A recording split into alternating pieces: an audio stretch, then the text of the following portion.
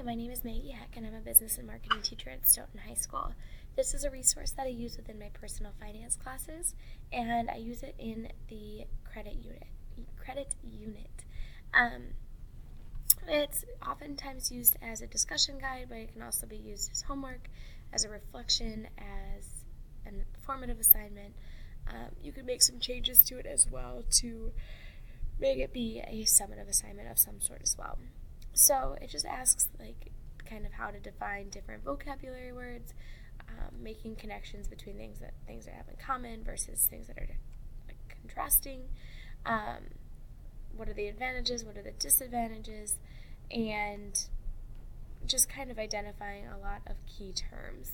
So we use it in a very low-key version, but you could definitely amp it up to make it more of an assessment for the class.